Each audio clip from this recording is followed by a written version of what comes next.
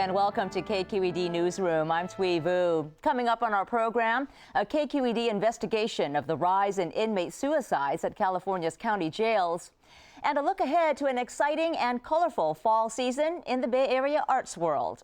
But first, the city of San Jose could declare a public safety emergency as early as next week over a shortage of police officers.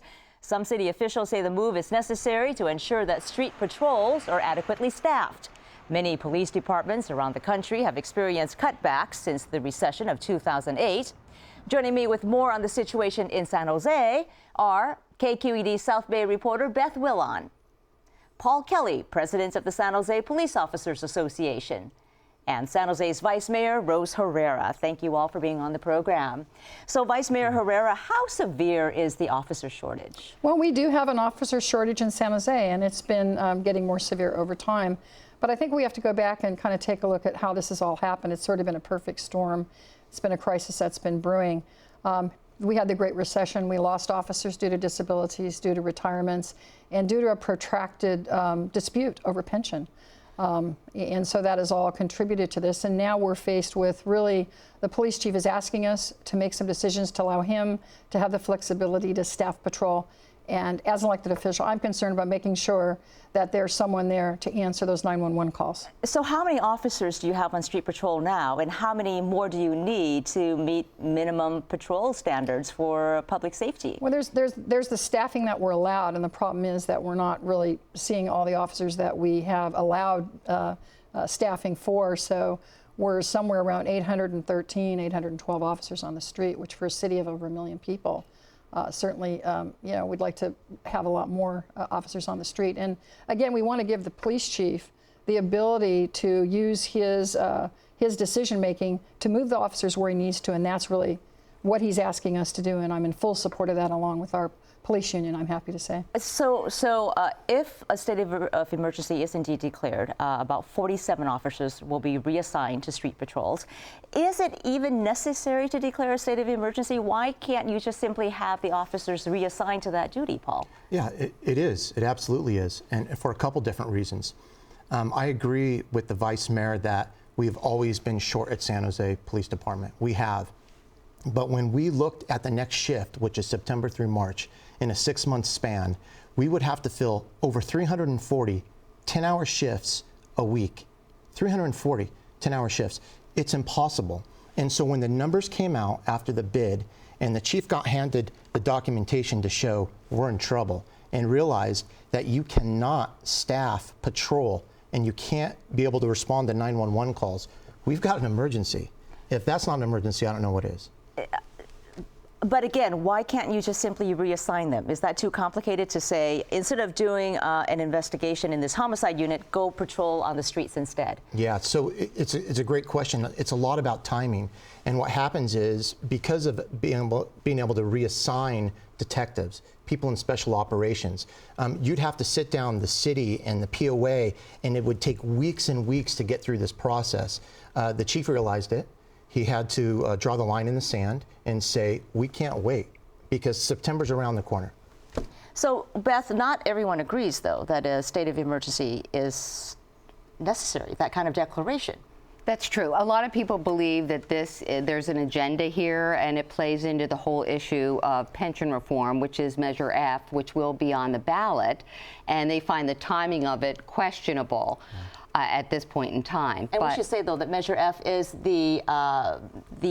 essentially the settlement that was negotiated between the city and the police union for pension reform. And if it's passed, it does away with Measure B, which enacted much stricter controls on Exactly. pensions. But there's 2 points here that really can't be argued. Yes, there is a police shortage. That's been going on for a long time, but it's been exacerbated lately, and you have a lot of officers who don't want to work all of the overtime anymore also, which is part of the problem. And secondly, the politics of pension reform will play into this and are playing into that. That cannot be disputed because it's part of the fabric now in San Jose. So is there political maneuvering going on then behind this this need or this debate over a state of emergency declaration? Well, I think the state of emergency, it's, you know, the use of the term emergency is required. It's a legal thing that we have to go around the necessity to negotiate as as Paul just talked about, under the Myers-Milius-Brown provisions in collective bargaining. So we're able to go around that and make sure that the chief can immediately take action. I mean, we need to take action short-term, mid-range, long-term. Our pension measure that's going to be on the ballot in November, Measure F, and I like to think of that for the future, the F standing for the future, and I think fair, is going to really help us complete some of the things that we started. Measure B had a lot of issues, a lot of problems. There's been a lot of tension and struggle around that. And I think the things that we're going to see absolutely need to happen with Measure F. They're going to make sure that there's certainty for our police department, that we fix the disability problems, that we change Tier 2, and we allow officers who have been out there to return to San Jose so that we can recruit. It's going to help us recruit and retain. And without it, I think it'll be a real serious problem. So we absolutely need to pass Measure F, and Measure F is intertwined with this whole thing. There's no doubt about that. But I should also mention that there is currently a lawsuit against Measure F because some residents of San Jose feel that the ballot explanation of it is not completely fair and that it's biased. Well, exactly. This morning I was in court over that, and it has been resolved. So that was resolved just a couple hours ago. Okay, well, hot off the presses, Yes, what was exactly. the resolution? Well, they worked on 75 words were at stake here. And so the members of Silicon Valley Taxpayers Association believed that it was biased. And so some words were changed. But what happened was the judge, Maureen Folan, basically handed the lawyers the changes yesterday and said, this is how it's going to be.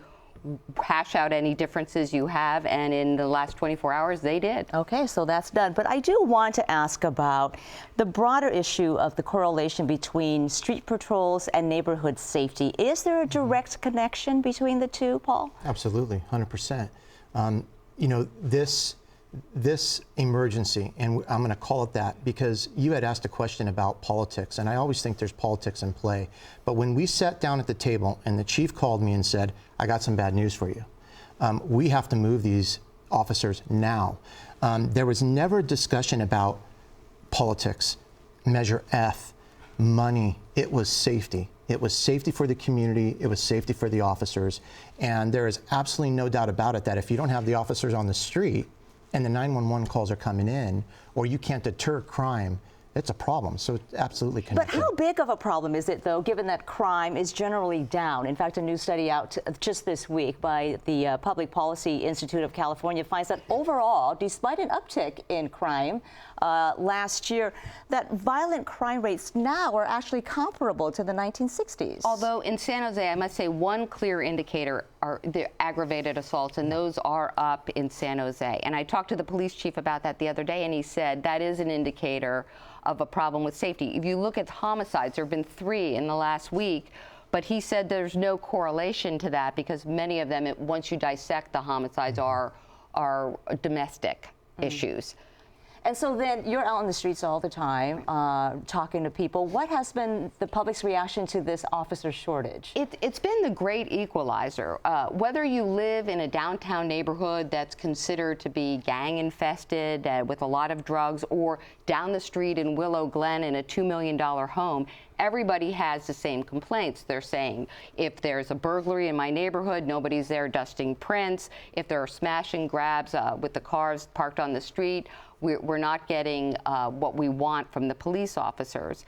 And this involves mostly nonviolent crime. So it has been the great equalizer in the last 2 years, I would say. I just want to add, though, in terms of like dusting prints, we have community service officers that we've hired to help. They're not going to replace police officers. We certainly have taken steps to try to help police department by getting civilianized folks to come out and do those prints and help the police officers. But I want to say first, I'm really grateful to the police officers who have stayed to be with San Jose. So we have a dedicated force. I also want to say that even though we do have a small force, because the council and the police department and the police union are working together, I feel confident that we're moving towards some solutions. I bring up Measure F because that's where we need to go. We need to rebuild this police department. This declaration of emergency is to get more patrol in the street right now. I was in the military.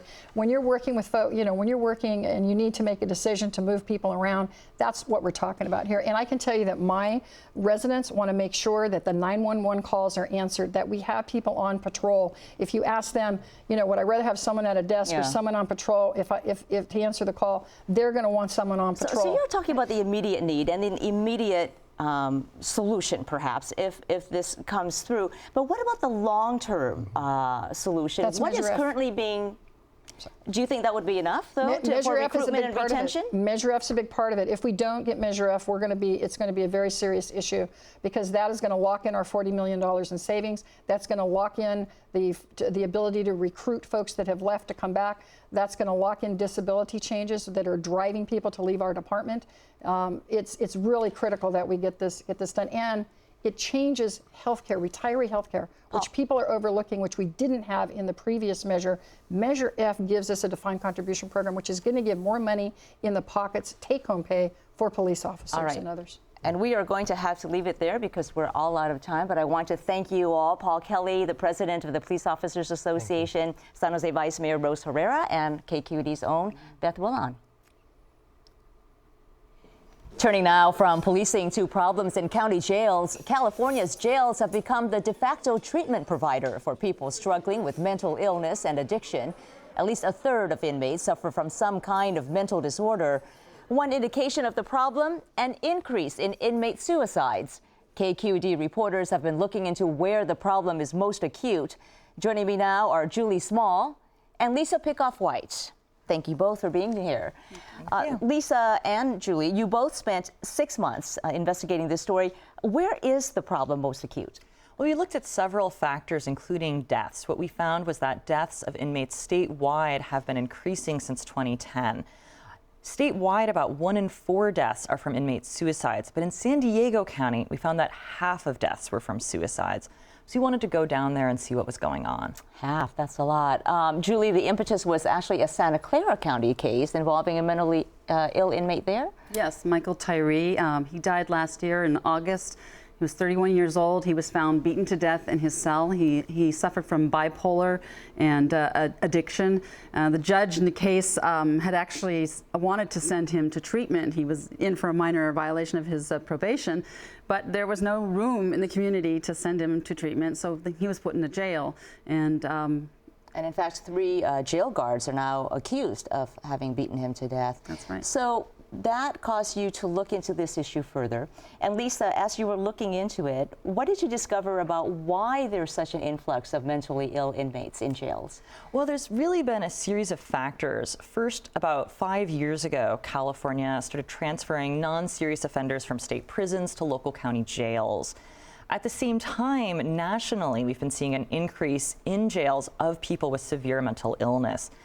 Also, as Julie mentioned, state hospitals are very crowded right now, so we often see people with misdemeanant offenses, very low-level offenders, almost stranded in the jails while they await a bed for opening to them. And that's exactly what happened to Michael Tyree before he died. And you talked to a number of families who had loved ones die while in a county jail. And Julie, you talked in particular with a woman named Michelle Moriarty, and I found her story to be very powerful. Tell us about her. Yeah, it's a really sad story. She was married to her husband, Herrera, for 18 years. He had no symptoms of mental illness until the last 5 weeks of his life. At the age of 43, he had a psychotic break. He was diagnosed with bipolar and psychosis. He had a run-in with the law. He threw a rock through his brother's window, and he was arrested and taken to jail. His wife was very concerned because in an earlier incident when he'd been arrested by a police officer, he'd said he was suicidal, and so she called the jail to try to warn the deputies there that her husband was suicidal, and we have some audio of that. For 6 days while he was there, I was calling continuously. I was talking to the nurse, and I was telling them I was scared for his life the whole time. And they told me not to worry, that he was in good hands. The morning of June 1st, I looked online, and he wasn't in the system. And I called them, and I said, why isn't my husband in the system anymore? Did you transfer him to a hospital? And they said, we're gonna have to call you back. So they ended up calling me back when I was driving my son to school and told me what happened. What happened was that He killed himself. He asphyxiated himself. He had a shirt stuffed in his mouth and a T-shirt tied around his neck, and he died from not being able to breathe. And Michelle Moriarty had called 28 times over 6 days to try to get jail staff to put her husband in what's called a safety cell, where he'd have no materials to kill himself. And she is planning to sue the county of San Diego. Well, what a way to find out that your husband died in jail. So is the suicide problem worse in local jails than in state prisons? It is. State prisons, of all the deaths that occur there, about 8% are suicides, but in the jails statewide, it's about a quarter of all suicides, all deaths are suicides. Why is that? Why is it worse in county jails? Well, I think there's a few reasons, but well, one is the sudden influx of inmates with mental illness. They're not really set up for that. They don't really have the staff. For example, when someone comes into jail, they're going to sit down with maybe a nurse. If the county has a psychiatric nurse, that's good. If they may not have that, it might be a sheriff deputy is going to go through a list of questions looking for signs of mental illness, ask the person if they're suicidal. That person, if they don't detect it, that could lead to delays in their getting medication or seeing a psychiatrist. Even if they see that the person has a mental illness, they don't have enough psychiatrists, so you could wait a week and be off your meds. If you were already on medications, very powerful psychotropics, that can make you suicidal. So have there been changes, since these stories came to light? Well, since realignment, about $2.2 billion have been distributed to county jails, and a lot of counties, including Santa Clara and Sonoma County, are using this to build new facilities. And a lot of those facilities include these special cells that Julie was talking about for people with severe mental illness. But if there are deficiencies along the way, where if the nurse interviews someone and doesn't assign them to a suicide cell, or they're not being monitored every 15 minutes because they're on a suicide hold, are those kinds of changes are happening? And if not, how are families reacting to that lack of change? Yeah, no, it's a real problem, and actually what we saw in San Diego was that in early 2015, so last year, they actually created a new suicide policy because they realized that they had this happening. But what we found when we looked at our investigation as part of this policy is that they're supposed to look for these signs. So if an inmate tells a jail guard that they're going to kill themselves, or a family member, or if they've tried to commit suicide before, these are all high-risk factors. But there's been 8 suicides since this suicide policy was put in place in San Diego. When we read the jail death reports and things like this, what we discovered is 6 of those 8 people had these high-risk factors before they killed themselves. In some cases, people literally told the jail guards what they were going to do before they did it. And you talked to a woman named Lydia Nunez, whose son Ruben was a homeless schizophrenic. Tell us what happened to him. Yes, so not everybody in jail is necessarily being convicted of a crime. Ruben Nunez was in a state hospital because of his schizophrenia, and there he was also diagnosed with a severe disorder that caused him to uncontrollably drink water. He just couldn't stop himself. He would drink and drink and drink. And what happened when he was transferred to San Diego jail, we don't fully know, but he was there for an involuntary medication order.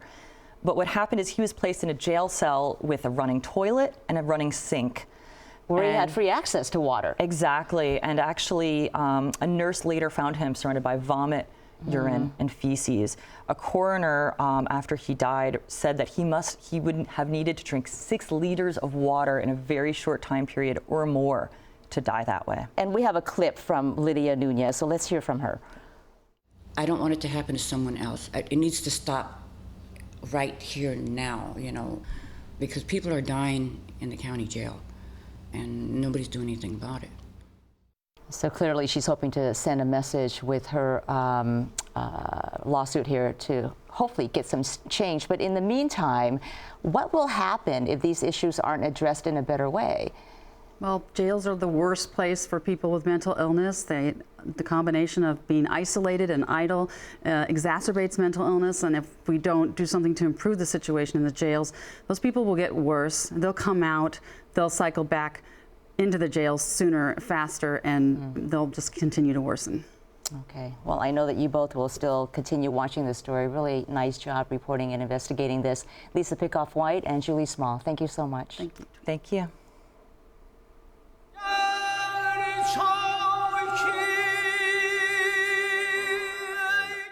Bay Area cultural life is set to go into overdrive with a wide array of unique performances and exhibitions. After an already busy summer, the region's fall art season promises to be colorful and full of interesting twists. KQED senior arts editor Chloe Veltman is back with more on the fall art season. Hi, Chloe. Hello, Twee. All right, let's start in Napa Valley. A famous British actor is presenting a world premiere. Tell us about that. Yes, Derek Jacobi. He's right up there with Sir Ian McKellen in terms of fame in the United Kingdom, where they're both from. And the both of them starred in a series called Vicious, which may be familiar to PBS audiences. Yeah. So Jacobi is going to 2 venues in the Napa Valley, and he's performing a show with Napa Shakes and the Folgers Shakespeare Library. And it's a combination of Shakespeare's Measure for Measure and Dido and Aeneas. That's a chamber opera by Henry Purcell. It's kind of a mashup. It's a big old mashup, incredible musicians involved. Yeah, and this is a story about love. Oh, and it's a world premiere, so where does it go after Napa Shakes? It's going to the Kennedy Center in Washington, D.C. Oh, that's lovely. Yeah. All right, how about in San Francisco? We've got this conceptual art project coming up that tells this really kind of bizarre but fascinating story about a famous Mexican architect, Luis Barragan. We actually have video of the making of this exhibit.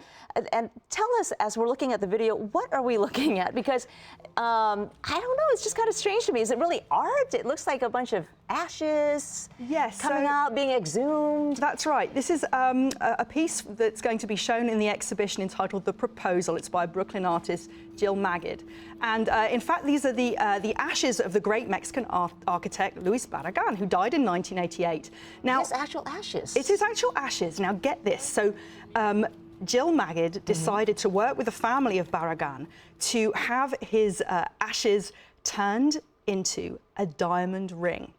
What? How do you do that? Well, is that possible? Yes, there's a company that does this. So she turned these ashes into 2-carat gold, 2-carat diamond ring, and this is also part of the exhibition. And the idea is that this ring is going to be used to barter with the private owners of Luis Barragan's archive. Understand this is a Pritzker prize-winning architect who built amazing buildings in Mexico City, world famous, and have those archives put back into the public domain. So she's hoping that the owners, by offering them this ring, will oblige and return his archives to the public sector. And the current owner of those archives is a Swiss person, That's right, a private firm. Yeah, a couple owns. And actually, the story has been covered in depth in the New Yorker. It's attracted quite a lot of international attention. So this exhibition is happening at the San Francisco Art Institute, opens September the 9th. And people are going to get sort of an immersion in this incredible story. I find that so fascinating. Strange, but just alluring in a way, in a strange way. What do you think is the point that Magid is trying to make with this art project? Well, it's an examination of, what is private, what is public, who gets the right to own something like someone's body of work. So she's taking his body and hoping to exchange it for a body of work. That's incredible. Yeah. It's such an interesting story. All right, let's move on to the East Bay, because Cal Performances in Berkeley is mounting a world premiere of Layla and Majnun. Now, this is a treasured Middle Eastern love story. That's right. Yeah, it's a Persian epic, and it's a sort of a Romeo and Juliet type story of star-crossed lovers. So a story, kind of a narrative that we're all very familiar with, and these lovers kind of go crazy with the passion for each other, and things don't end very well for them. And Cal Performances in Berkeley is staging a world premiere. It's been 10 years in the making. It opens on Friday, September the 30th, and runs through Sunday, October the 2nd. And the thing about it is it features some absolutely A-list artists. So we have Mark Morris, very famous choreographer, and his dance company. And we also have the Silk Road Ensemble, which is a world-class Yo-Yo Ma's group, world-class ensemble of musicians.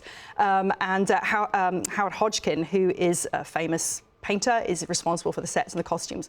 But the thing that excites me the most about this show is the singing. So let's check out these incredible Azerbaijani singers who are involved.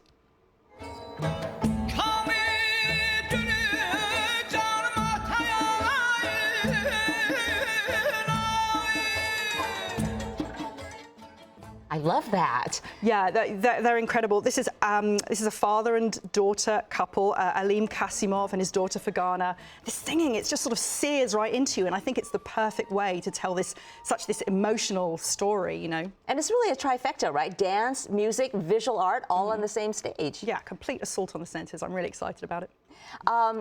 Now, when it comes to making new imaginative instruments out of all kinds of things, Paul Drescher is really the king of creativity, and people will get a chance to see his stuff. Yes, there's a piece called Chic Machine that's being mounted at Z Space on the weekend of Friday, September the 23rd.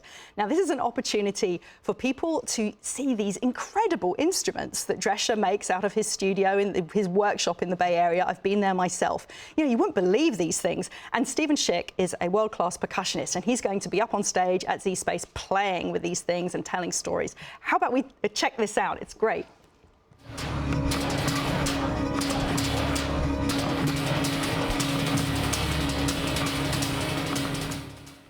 What is that? That was awesome. A lot of different instruments, yeah, that Drescher has made himself, and Schick's going crazy with them. You know, and if you love to dance, right? The weekend is upon us. If you love to dance, boy, does San Jose have a party for you, and it's free. That's right. The city of San Jose is organizing a weekly dance party. Happy hour Thursday night starts on Thursday, September the 1st, runs through the 20th of October. And you can try every week a different dance style, foxtrot, merengue, swing. It's free, you can drink, you can eat, and there are expert teachers on hand to teach you the moves. Oh, there's teaching. Yeah. Oh, okay. And like you said, food, beer garden, food trucks out there. Yeah, it's a party. It's a great opportunity to meet people and learn something new. Or practice your moves if you already know them. Or practice your really bad moves that you already know. You know, anything goes. That would be my case. Yeah, me too. All right, well, the city's never done this before. It's the first time, and I guess they'll bring it back if it's successful. Absolutely. All right, Chloe, as always, thank you. It's a real pleasure, Twee. Thanks for having me. Well, KQED's Fall Arts Guides start rolling out next week. For that and a complete look at all of our arts coverage, go to kqed.org/arts. I'm Twee Vu. Thanks so much for joining us.